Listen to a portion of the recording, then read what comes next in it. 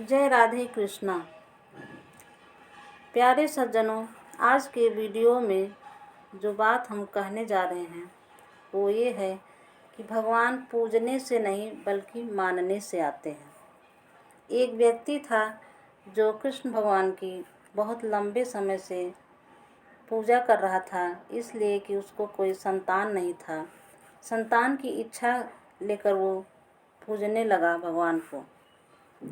लंबे समय के बाद उसको पुत्र न मिलने पर उसकी श्रद्धा डगमगाने लगी और वह सोचने लगा कि भगवान ने अभी तक मुझे कोई संतान नहीं दिया।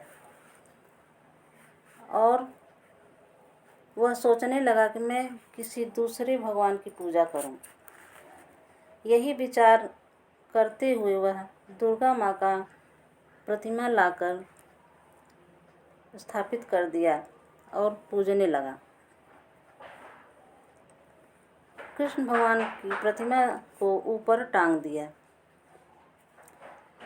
दुर्गा माँ का पूजा करते समय जो धूपबत्ती उसने जलाया, उसका जो धुआं भगवान की नाक तक जा रहा था, तो वो बोला कि अब बैठे बैठे सुगंध ले रहे हो, पुत्र आपने मुझे दिया नहीं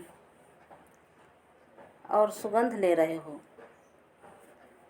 और 2 बत्तियां रुई की उठाई और भगवान के दोनों नाक में लगा दिया।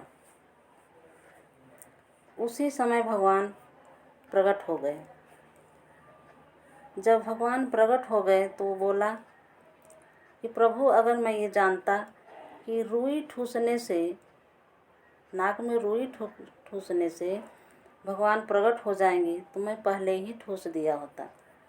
भगवान बोले कि मैं तुम्हारे रुई ठूसने से नहीं प्रकट हुआ हूँ और न पूजा करने से ही। मैं इसलिए प्रकट हुआ हूँ क्योंकि तुमने मान लिया कि मैं हूँ, इसलिए मैं प्रकट हुआ हूँ।